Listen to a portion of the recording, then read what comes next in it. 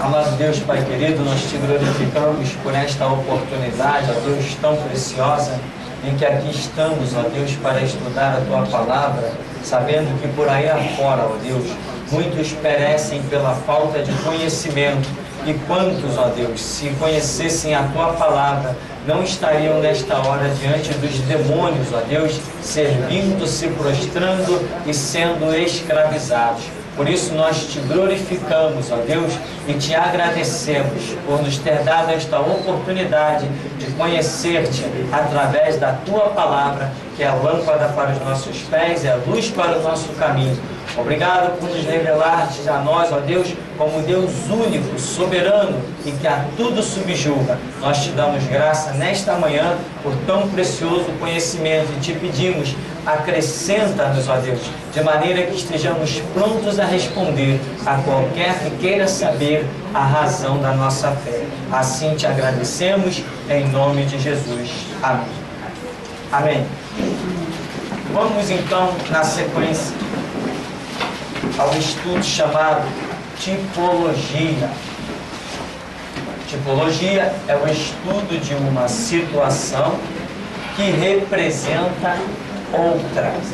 Além de ter a sua própria representação, a sua própria história, ela ainda tem um caráter profético, envolvendo outras vidas, outras situações. E aí diz, dentre uma infinidade de maravilhas que podemos colher com o estudo das tipologias, a principal é podermos chegar à conclusão de coisas que ainda sucederão, ou seja, através da tipologia você descobrirá o futuro.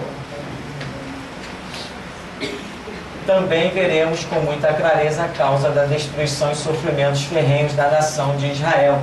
Eu botei ali Oséias 4:6, que foi a falta de conhecimento que destruiu a nação de Israel. Então, quando você estuda, aprende, entende, compreende tipologia, você chega à conclusão do que acontecerá também no futuro. Veja que nós temos aí um primeiro exemplo, que é o de Abraão. Abraão, chamado amigo de Deus, chamado também o pai da fé. Nós vemos qual foi a atitude de Abraão. Abraão teve a coragem, a intrepidez, a ousadia, ou alguns dizem a loucura, de oferecer o próprio filho. Quem fez isso realmente? Deus. Então, Abraão é uma tipificação do próprio Deus.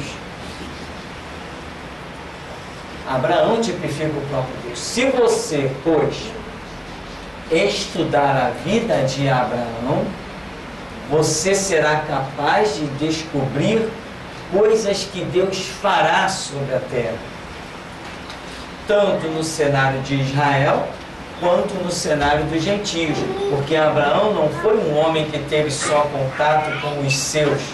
Abraão também teve contato com gentios. Abraão esteve em outras terras. Então, você vai descobrir através da vida de Abraão as ações do próprio Deus. Isto é tipologia. Isto é tremendo, isto é fantástico. Por isso nós teremos aí no nosso seminário, brevemente, depois que concluirmos a nossa grande obra, que está causando inclusive uma repercussão fantástica que eu nem imaginei. Gente, então tem gente virando a cara para mim, tem gente que nunca me cumprimentou, me cumprimentando. Eu falei assim, o que é isso? Bom, são os moveres de Deus. Então, depois que concluirmos esta obra, teremos uma divisão de classe, onde as nossas crianças conhecerão na ponta da língua os personagens bíblicos, principalmente do Antigo Testamento. Por quê? Porque quando eles chegarem na matéria tipologia, ao invés de eles serem um aluno, eles já estarão dando aula. Esta obra que estamos realizando, ela deve chegar mais ou menos aos 45 mil reais. Para que os seus filhos sentem aqui e aprendam Bíblia. 45 mil reais? Não é dinheiro que se conquista à toa. Amém?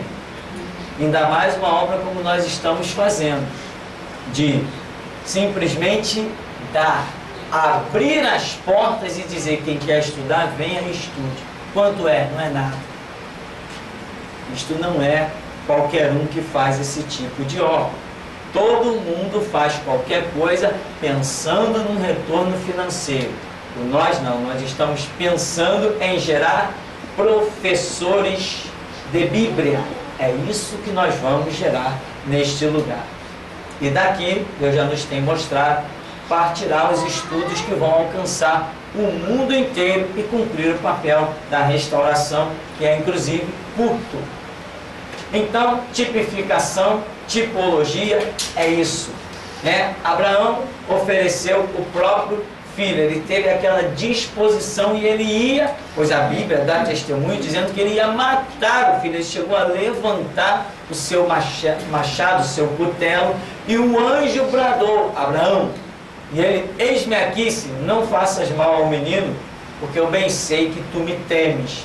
Então, toda a vida de Abraão vai tipificar ações de Deus sobre a terra.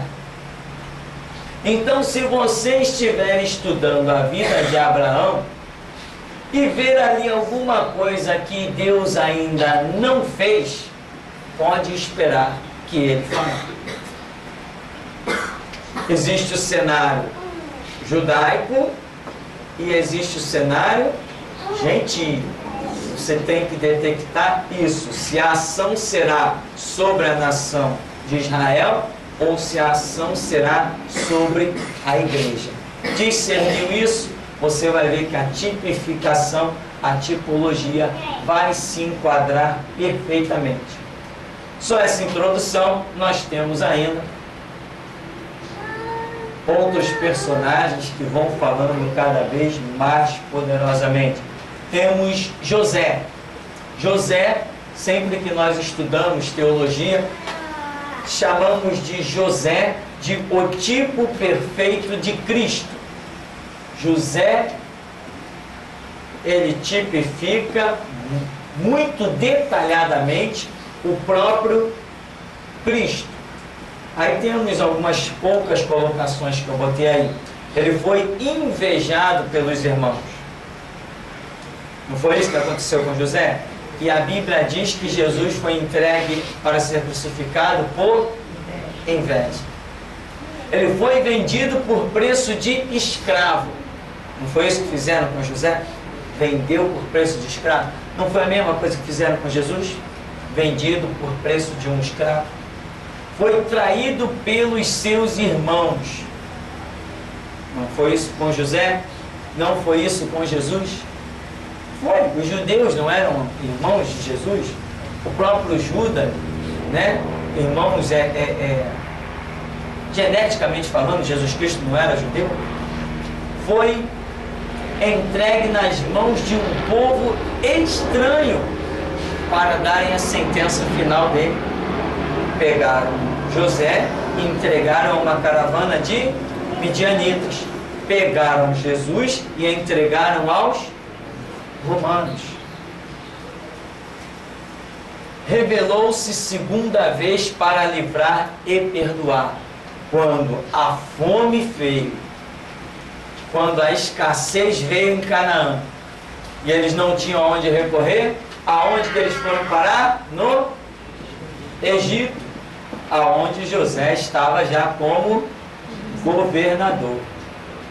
Aí José mata a fome dos seus irmãos e se revela: eu sou aquele que vocês venderam, bateram, espancaram, humilharam. Eu sou aquele.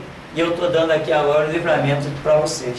Vai lá, o pai está vivo? Tá? Chama o pai, chama todo mundo, traz todo mundo para habitar aonde? Em Gósen. O que é Gósen? A melhor terra do Egito. Amém? Gósen é a melhor terra do Egito. A Bíblia diz que os israelitas foram habitar em Gósen, que era a melhor terra do Egito, dada por que José conseguiu, junto a Faraó, dar esta melhor terra para o seu povo. Então, depois de tudo aquilo, depois de todos aqueles anos em que José fica longe dos seus irmãos, ele se manifesta pela segunda vez.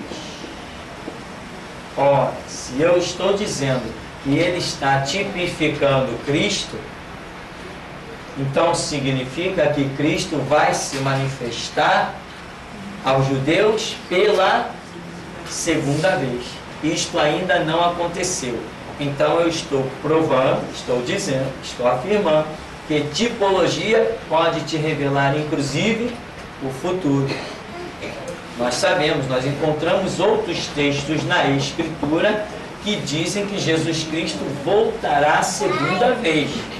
Isso, puxa vida, isso aí é tanto texto, eu acho que o Novo Testamento o que mais trata é dessa segunda vinda de Cristo. Porém, lá pela tipologia, eu estou tendo mais uma confirmação de que Jesus Cristo se manifestará a segunda vez. Para quem? Para os judeus. Amém? Jesus Cristo não se manifestará para a igreja. A igreja tem que agir exclusivamente por fé. Fé é você ter atitudes fundamentadas em coisas que você não vê. Esta é a missão da igreja, andar por fé. Amém? Os judeus são um povo que sempre quiseram ver para crer. Nos mostra um sinal.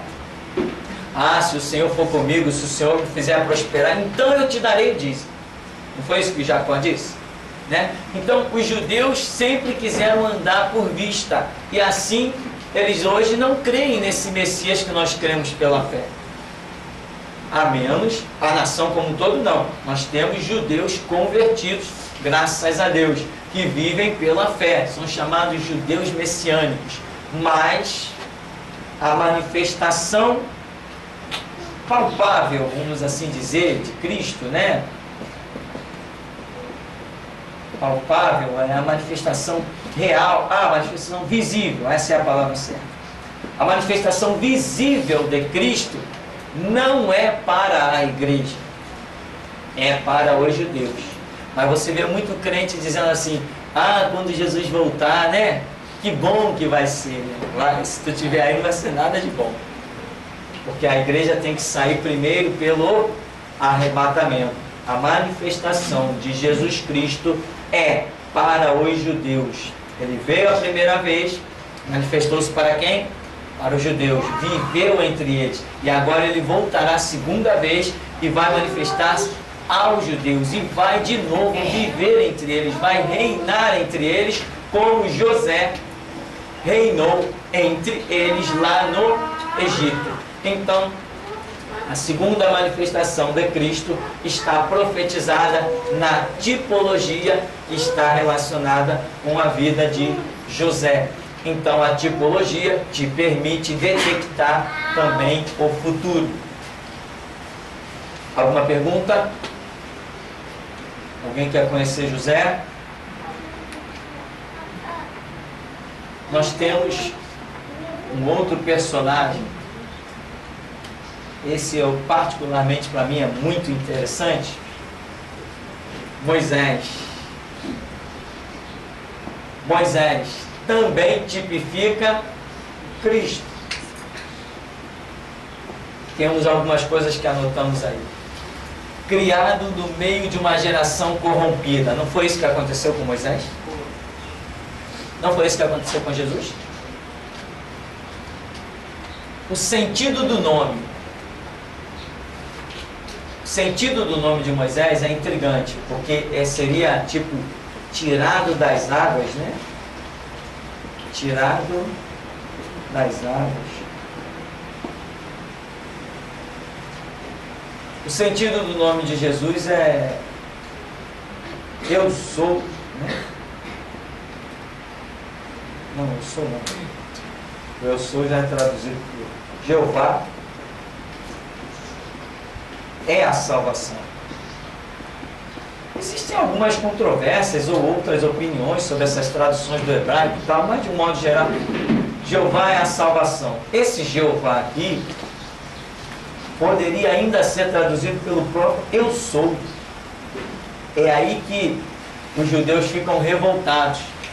Porque como é que é? E ele se apresenta. Muita gente tinha o nome Jesus. O nome Jesus era comum. O nome Jesus era um nome comum. Muita gente se chamava Jesus, mas ninguém se dizia ser o Messias. Nenhum desses, mesmo se chamando Jesus, ou tendo o nome como interpretado, Jeová é a salvação, ou eu sou a salvação, porque Deus houve uma manifestação a Moisés que disse, né? Eu sou o que sou. E o que aparece lá é Jeová. Então, ninguém ousava fazer o que Jesus fazia, nem dizer o que Jesus dizia, nem arrebanhar uma multidão. E Jesus deixou muito claro, muitas vezes, que ele era o Messias. E ele se comportou como tal, ele aceitou ter discípulos. Ele criou grupos, e esses grupos batizavam pessoas. Ele teve atitudes que só o Messias poderia ter. Então, os outros que se chamavam Jesus não fizeram nada do que o Jesus Messias fez. Então, os judeus tinham uma revolta até com o nome de Jesus. Por quê? Porque o que ele fazia, ele se auto-apresentava. O nome Moisés, tirado das águas, tem um sentido tremendo também. Você vê que tirado das águas pode ser nascido no meio de uma multidão, porque águas pode representar isso. Então, Jesus nasceu, ninguém deu caso de Jesus. Quem é Jesus? Não, nasceu lá numa cidade de Belém. Ninguém perguntou quem era a mãe dele, ninguém estava preocupado com o pai dele, ninguém estava preocupado com nada disso. Jesus foi um camarada que ele apenas nasceu. E Moisés? O que aconteceu com ele? Moisés era simplesmente o filho de uma escrava, que foi adotada, achado dentro de um rio por uma hebreia, por uma egípcia. Quem estava preocupado? Mas o nome de cada um já estava apontando para uma situação. Então, o nome vai ter sentidos poderosos, em que nós não vemos no nome de qualquer outro. Abraão, pai de uma multidão. Que mais?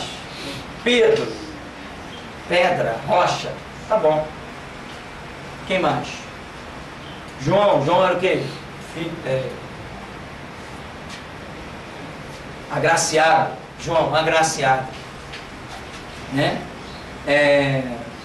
Antes João tinha um outro nome, como é que chamavam ele? Filho do Trovão, como é que era aquele nome? Boanerges, filho do Trovão. Tá bom, filho do Trovão.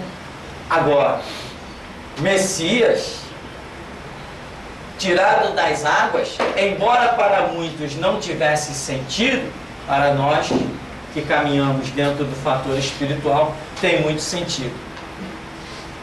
Liberta o povo da escravidão. Moisés provocou uma libertação bem visível, né? A libertação que Moisés provoca, ela é bem visível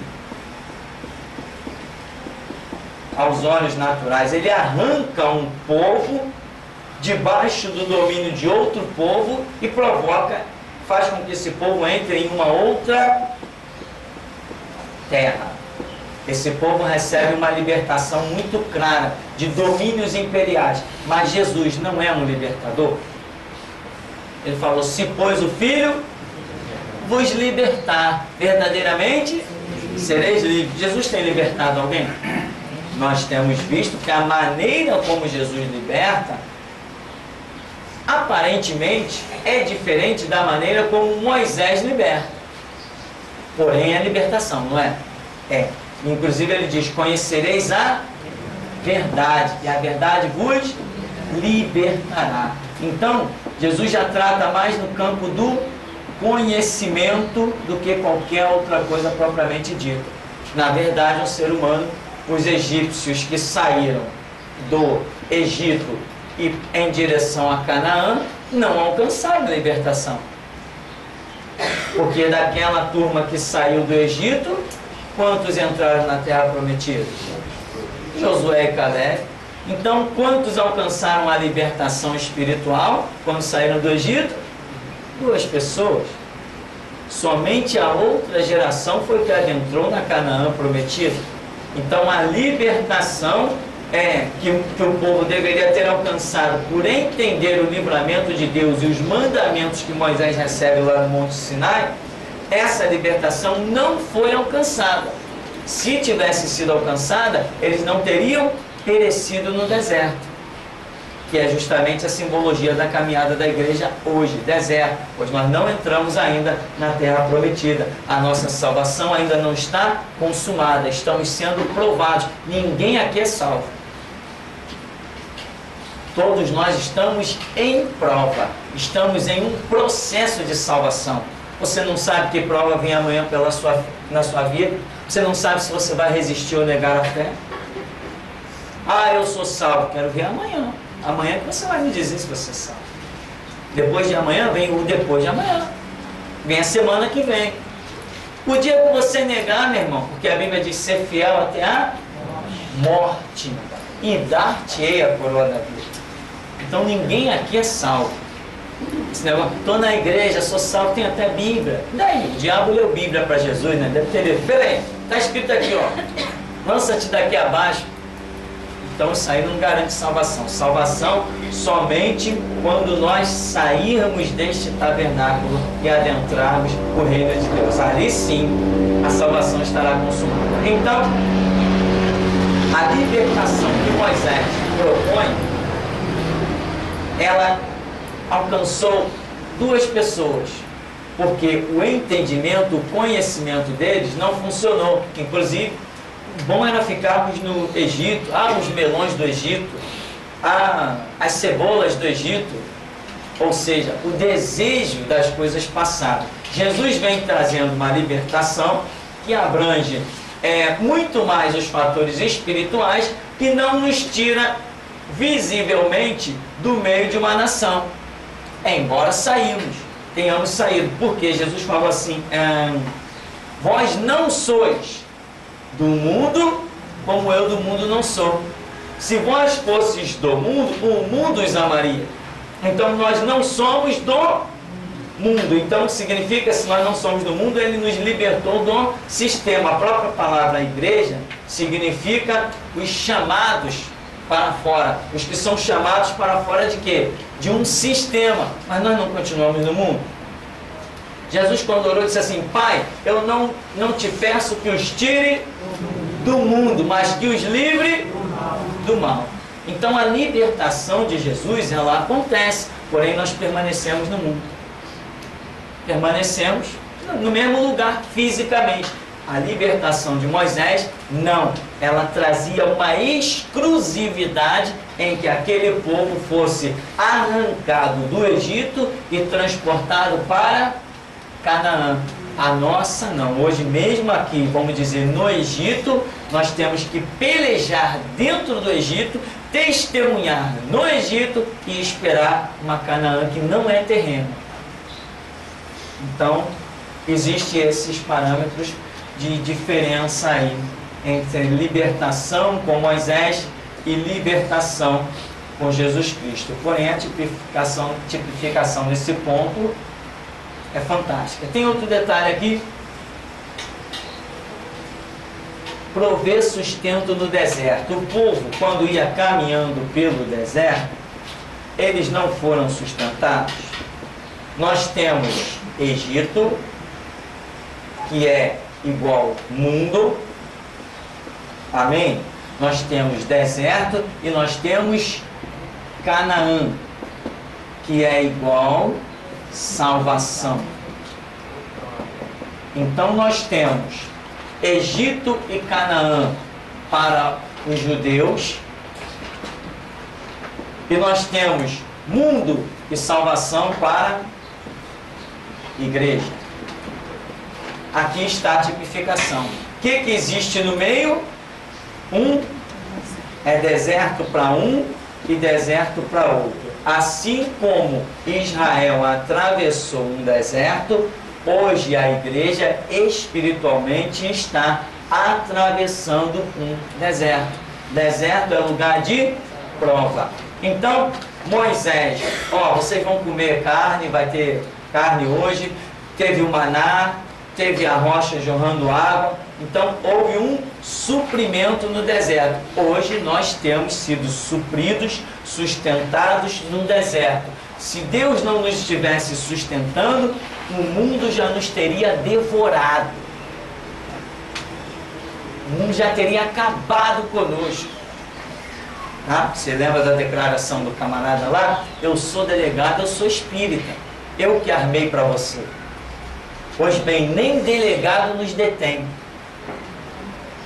Por aí você vê o quanto nós somos sustentados, em que eu já gravei dezenas de vídeos, já escrevi 2 livros e menciono tudo detalhadamente, zombando e escarnecendo, porque não tem delegado, nem traficante me para que dirá delegado.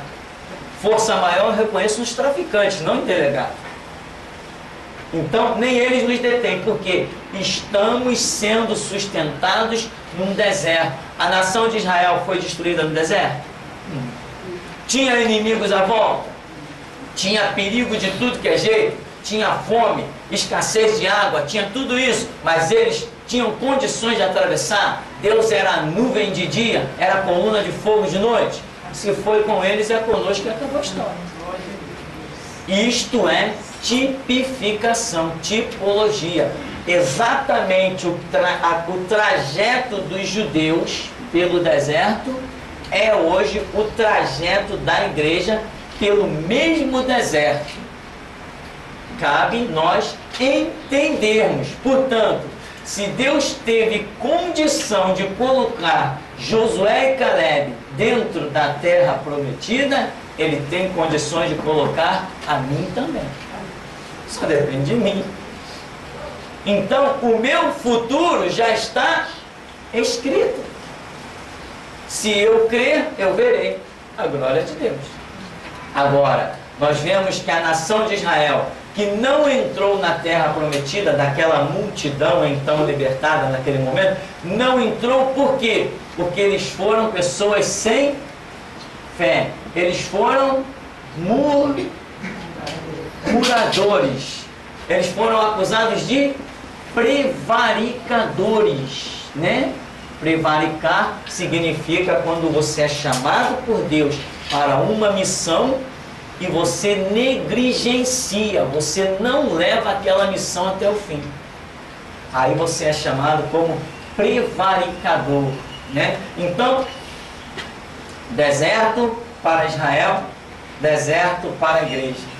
Canaã, salvação, Egito, mundo, aqui está toda a tipologia da igreja nessa parte que diz prover sustento no deserto. Ainda temos: não faz o povo herdar a terra e é substituído. O que aconteceu com Moisés? Ele fez o povo entrar na terra prometida?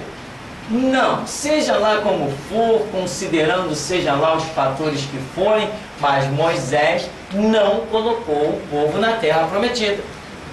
Ele foi substituído. Quem colocou o povo na terra prometida? Josué. Disse Deus a Josué: Josué, levanta-te, dispõe-te, porque tu farás este povo herdar a terra que eu jurei a seus pais que lhes daria. Moisés não colocou o povo na terra prometida. E Jesus nos coloca na terra prometida? Não. Ele disse: eu vou para o Pai, mas não vos deixarei órfãos. Enviarei o Espírito Santo. Ele vos guiará em toda a verdade. Quem é que vai arrebatar a igreja? O Espírito Santo. Quem é que nos tem guiado amando de Jesus hoje? O Espírito Santo. Quem é que dá os sonhos proféticos, das revelações, a unção, a autoridade, o poder para pisar nas obras do diabo? Quem sustenta a igreja hoje? O Espírito Santo. Jesus foi substituído aqui na terra? Foi. Ele disse, eu vou para o Pai, eu vou enviar o Espírito Santo. Não vou deixar vocês órfãos. Então nós não estamos órfãos porque a igreja é sustentada pelo Espírito Santo. Ora, se Moisés tipifica Cristo, ele é substituído por Josué, então Josué passa a tipificar o Espírito Santo. Você vai juntando as simbologias, você vai caminhando, irmão, isso aqui tem lições muito poderosas. Aqui tem lições que fazem de você uma nova pessoa, né? Depois pode aparecer o próprio diabo encarnado com chifre, tridente. Você pega ele pelo rabo, bota ele no chão e manda ele pedir misericórdia. As lições estão aqui, são poderosas, né? Então, mas como eu já dizia no começo, né, Oséias 4:6, o meu povo é destruído porque ele falta. Quando o delegado espírita macumbeiro, sei lá o que, satanista, maçom, virou para mim e disse, eu armei para você, eu olhei para ele e falei assim, problema teu. Duvido que alguém na face do planeta já disse na cara daquele delegado o que eu disse. E ninguém depois de mim vai dizer o que eu disse na cara dele. E quantos no meu lugar já teriam ficado caladinhos? Vamos deixar esse negócio para lá. Eu estou botando lenha na fogueira o tempo todo. Porque o conhecimento bíblico te leva a conhecer Deus. E quem conhece Deus não respeita a mais nada e mais ninguém a não ser Deus e a sua palavra. Então, Jesus não nos colocou na terra prometida, mas ele iniciou a obra. Amém? Moisés iniciou a obra. Moisés foi o enviado ao Egito. Jesus Cristo foi o enviado ao mundo. Josué não foi enviado ao Egito, ele já nasceu no Egito, né? Mas o Espírito Santo substitui Jesus, Josué substitui Moisés, a tipologia vai grudar novamente. Aí nós temos, foi arrebatado. Bom, esse detalhe aí, que muita gente questiona, né? Mas vamos caminhando. Por quê? Nós vemos que Moisés, Deus disse assim, Moisés, tu negligenciaste lá na questão das águas e você não me santificou ordenando a rocha, né? Moisés feriu a rocha quantas vezes? 2 vezes. E Deus disse apenas ordena, né? Ou seja, algumas palavras dizem assim, fala a rocha para que dê água. O povo está, estão com sede, estão com sede. Moisés tinha que chegar e dizer assim, rocha, dê água, cruzar os braços e esperar. Ele não, o povo irrita Moisés. Estou com sede e tal, e aquela loucura ali. Moisés, vocês querem água, seus rebeldes? Pega o cajado e bate na rocha, e aquela rocha está tipificando Cristo. Deus honra a sua palavra, dá água, mata a sede do povo, mata a sede do gado. Depois que está todo mundo saciado, Deus diz assim, Moisés, chega aí, quero bater um papo contigo. Assim, não, está tudo certo, a rocha deu água, o povo está saciado, está tudo tranquilo. Mas chega aí, eu quero bater o papo. Não, senhor, está tudo legal, está tudo numa boa. Tá, Moisés, mas vem cá, eu quero bater um papo contigo. O que eu te falei? Fala a rocha. Quem te mandou bater na rocha?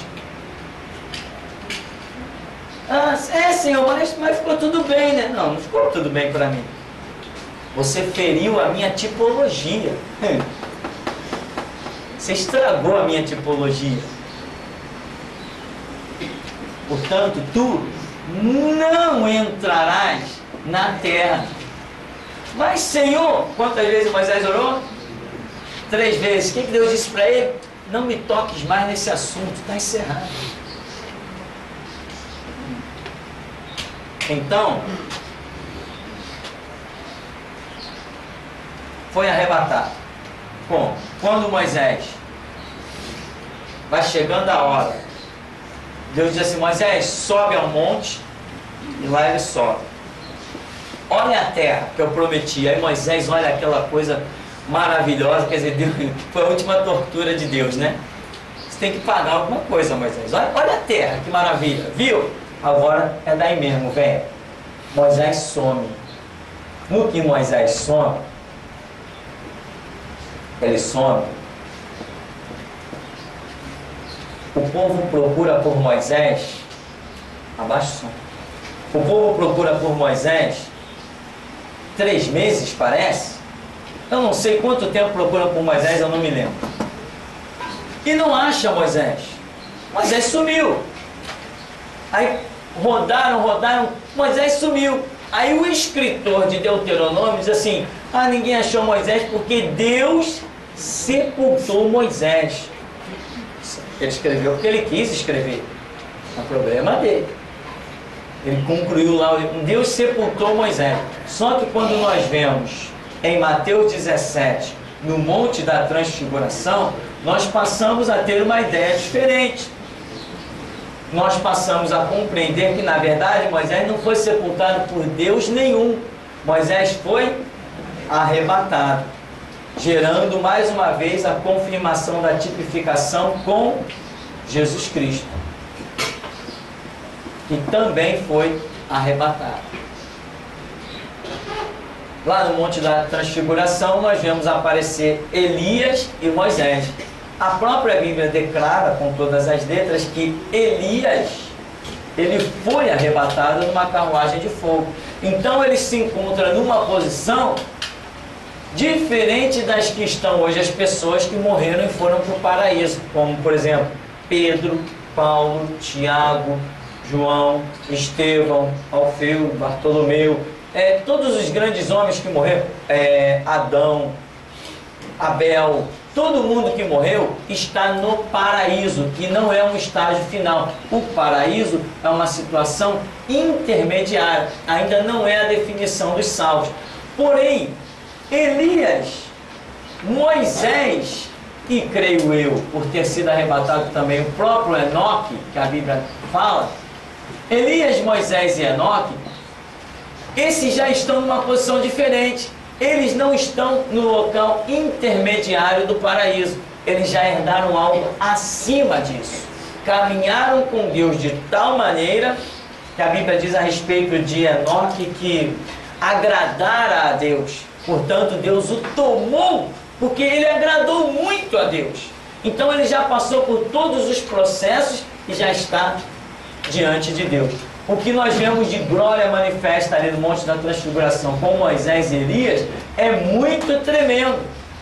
De maneira que nós concluímos que Moisés também teve seu corpo totalmente transformado e já habita no que nós chamamos de glória de Deus. Então, para mim, tem inclusive um estudo aí chamado O Arrebatamento de Moisés. Para mim, Moisés foi arrebatado e não morreu, não está sepultado em parte alguma. Aí vem aqueles mais sábios, né? Não. Deus sepultou e escondeu o corpo de Moisés, que era para o povo de Israel não adorar. Aí fica por conta de Hollywood. Eu prefiro ter os pés um pouco mais firmes. Então, o que diz aqui? Pré-anunciado pelo céu. Quando Jesus Cristo nasceu, teve uma estrela, não teve? Que anunciou Jesus. Depois apareceu um coral de anjos cantando glória a Deus nas alturas, falaram com os pastores no campo e tal. Quando Moisés nasceu, também apareceu uma estrela no céu. Historiadores colocam a seguinte situação: que a nação de Israel lá estava crescendo muito crescimento na nação de Israel, nos escravos, né? E o povo pediu conselho a Faraó, falando assim: olha, está crescendo muito esses escravos judeus, estão se multiplicando muito, nós tememos uma rebelião, tememos que os inimigos entrem para lutar conosco e esses escravos que nós temos se juntem aos inimigos. E Faraó disse assim: não, eu não tenho medo do número de escravos que eu possuo, eu não tenho um exército por número de escravos, coisas desse tipo.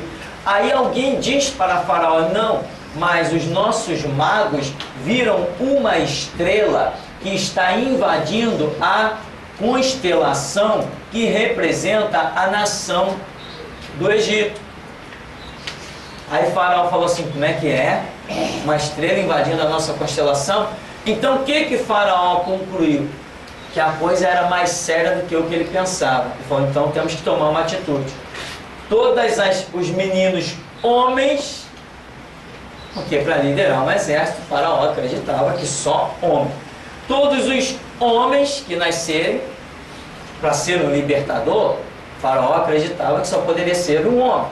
Todos os homens que nascessem tinham que ser mortos. A espada, jogar no rio Nilo, qualquer coisa assim. Então, a estrela anunciou que um libertador nasceria, tanto para Jesus quanto para Moisés. Quando Jesus nasce, o que Herodes disse? Quando ele percebeu que foi enganado pelos magos, mandou matar todas as crianças de 2 anos para baixo. Faraó também já tinha feito a mesma coisa. E a profecia de Jeremias já dizia, em Ramá ouviu-se pranto e lamentação. Raquel chorando por seus filhos e não querendo mais ser consolada porque eles já não existem. Já existia uma tipificação que Israel deveria ficar de orelha ligada, antena ligada. Existia uma tipificação lá com Moisés de que o Messias, quando nascesse, haveria um massacre. Mas Israel fez ouvido de mercador. O meu povo é destruído porque lhe falta conhecimento. Israel ignorou que o Messias nasceria. Ignorou. Os magos vieram lá do Oriente. Onde está o rei dos judeus? Rei dos judeus? Aqui não tem ninguém não. O rei aqui é Herodes. Eles perderam a fé, eles perderam a esperança, eles perderam o estudo da Escritura, eles viveram uma vida normal. Os judeus eram tudo rico, tinha judeu rico para tudo que era canto, atravessando cidade para fazer negócio, mas as coisas espirituais estavam tudo abandonadas. Eles foram pegos de surpresa. Mesmo Jesus tendo misericórdia e enviando o amigo do noivo, que foi João Batista. Mesmo assim eles foram pegos de surpresa. Então, foi essa tipificação que aconteceu com Moisés, exatamente aconteceu com Jesus. O massacre das crianças judias lá no Egito, também aconteceu um massacre lá em Belém. Aonde Moisés nasceu, existiu um massacre. Aonde Jesus nasceu, existiu um massacre. Aí, o que acontece? Chega um ponto que Moisés acaba fugindo para o deserto. Lá Jesus, um anjo aparece para José e diz, foge para o Egito. E ele pega o deserto e vai a caminho do Egito, porque estavam tentando matar Jesus, o Messias. Então, pré-anunciado pelos céus, assim como aconteceu na vida de Moisés, aconteceu na vida de Cristo. E se você quiser conhecer detalhes do futuro, do que Deus vai agir na nação de Israel, basta você entender as tipologias. Tudo que vem acontecer com Moisés, vai acontecer com José e outros personagens. Aqui diz que ele relutou ao chamado. O que é o chamado? A realização de alguma coisa.